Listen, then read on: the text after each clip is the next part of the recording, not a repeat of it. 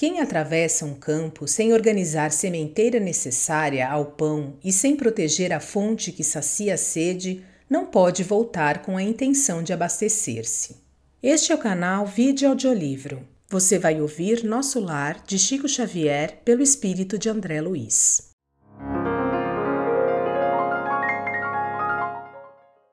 Capítulo 33. Curiosas observações. Poucos minutos antes de meia-noite, Narcisa permitiu minha ida ao grande portão das câmaras.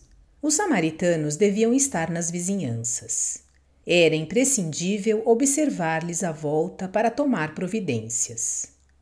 Com que emoção tornei ao caminho cercado de árvores frondosas e acolhedoras. Aqui troncos que recordavam o carvalho vetusto da terra, além folhas caprichosas lembrando a acácia e o pinheiro. Aquele ar embalsamado figurava-se-me uma bênção. Nas câmaras, apesar das janelas amplas, não experimentara tamanha impressão de bem-estar. Assim caminhava silencioso sob as frondes carinhosas. Ventos frescos agitavam-nas de manso, envolvendo-me em sensações de repouso. Sentindo-me só, ponderei os acontecimentos que me sobrevieram, desde o primeiro encontro com o ministro Clarencio. Onde estaria a paragem de sonho? Na terra ou naquela colônia espiritual? Que teria sucedido a Zélia e aos filhinhos? Por que razão me prestavam ali tão grande esclarecimento sobre as mais variadas questões da vida, omitindo, contudo, qualquer notícia pertinente ao meu antigo lar?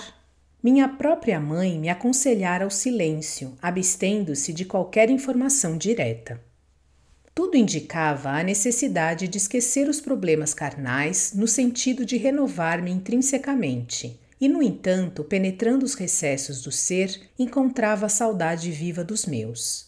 Desejava ardentemente rever a esposa muito amada, receber de novo o beijo dos filhinhos. Por que decisões do destino estávamos agora separados como se eu fosse um náufrago em praia desconhecida? Simultaneamente, ideias generosas confortavam-me o íntimo. Não era eu o náufrago abandonado. Se minha experiência podia classificar-se como naufrágio, não devia ao desastre senão a mim mesmo. Agora que observava em nosso lar vibrações novas de trabalho intenso e construtivo, admirava-me de haver perdido tanto tempo no mundo em frioleiras de toda sorte. Em verdade, muito amara a companheira de lutas e, sem dúvida, dispensara aos filhinhos ternuras incessantes. Mas, examinando desapaixonadamente minha situação de esposo e pai, reconhecia que nada criara de sólido e útil no espírito dos meus familiares. Tarde verificava esse descuido. Quem atravessa um campo sem organizar sementeira necessária ao pão e sem proteger a fonte que sacia a sede, não pode voltar com a intenção de abastecer-se. Tais pensamentos instalavam-se-me no cérebro com veemência irritante. Ao deixar os círculos carnais, encontrara as penúrias da incompreensão. E que teria sucedido à esposa e aos filhinhos, deslocados da estabilidade doméstica para as sombras da viuvez e da orfandade? Inútil interrogação. O vento calmo parecia sussurrar concepções grandiosas, como que desejoso de me despertar a mente para estados mais altos.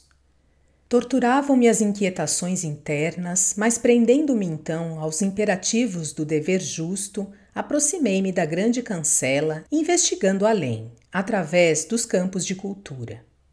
Tudo luar e serenidade, céu sublime e beleza silenciosa. Extasiando-me na contemplação do quadro, demorei alguns minutos entre a admiração e a prece. Instantes depois, divisei ao longe dois vultos enormes que me impressionaram vivamente. Pareciam dois homens de substância indefinível semiluminosa. Dos pés e dos braços pendiam filamentos estranhos e da cabeça como que se escapava um longo fio de singulares proporções. Tive a impressão de identificar dois autênticos fantasmas. Não suportei. Cabelos eriçados, voltei apressadamente ao interior, inquieto e amedrontado, expus a Narcisa a ocorrência, notando que ela mal continha o riso. Ora essa, meu amigo, disse por fim, mostrando bom humor. Não reconheceu aquelas personagens? Fundamente desapontado, nada consegui responder, mas Narcisa continuou. Também eu, por minha vez, experimentei a mesma surpresa em outros tempos. Aqueles são os nossos próprios irmãos da Terra. Trata-se de poderosos espíritos que vivem na carne em missão redentora e podem, como nobres iniciados da eterna sabedoria, abandonar o veículo corpóreo, transitando livremente em nossos planos.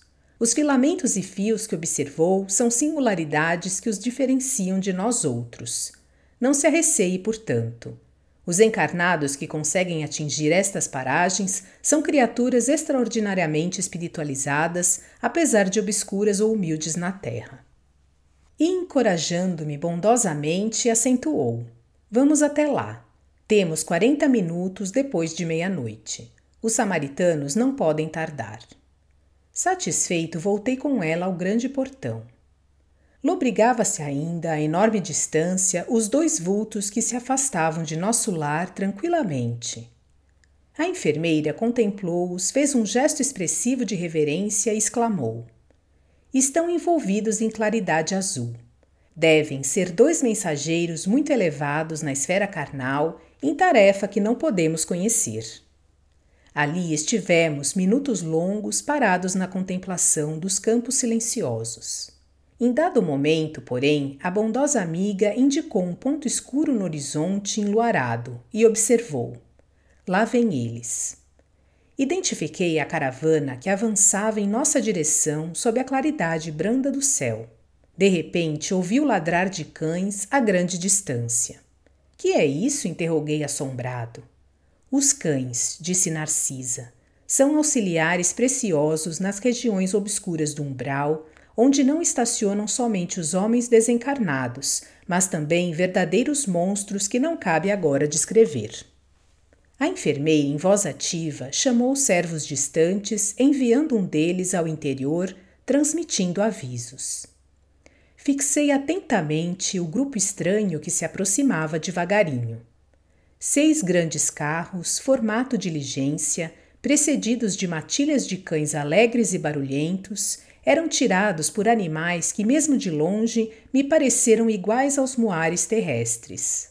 Mas a nota mais interessante eram os grandes bandos de aves, de corpo volumoso, que voavam a curta distância acima dos carros, produzindo ruídos singulares. Dirigi-me incontinente a Narcisa, perguntando: Onde o aeróbus? Não seria possível utilizá-lo no umbral?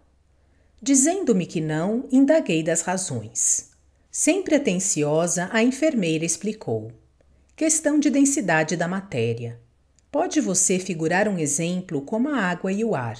O avião que fende a atmosfera do planeta não pode fazer o mesmo na massa equórea. Poderíamos construir determinadas máquinas como o submarino, mas por espírito de compaixão pelos que sofrem, os núcleos espirituais superiores preferem aplicar aparelhos de transição. Além disso, em muitos casos, não se pode prescindir da colaboração dos animais. Como assim? Perguntei surpreso. Os cães facilitam o trabalho, os muares suportam cargas pacientemente e fornecem calor nas zonas onde se faça necessário. E aquelas aves, acrescentou, indicando-as no espaço, que denominamos ibis viajores, são excelentes auxiliares dos samaritanos por devorarem as formas mentais odiosas e perversas, entrando em luta franca com as trevas umbralinas. Vinha agora mais próxima a caravana. Narcisa fixou-me com bondosa atenção, rematando: Mas no momento o dever não comporta minudências informativas. Poderá colher valiosas lições sobre os animais não aqui, mas no Ministério do Esclarecimento, onde se localizam os parques de estudo e experimentação. E distribuindo ordens de serviço aqui e acolá, preparava-se para receber novos doentes do espírito.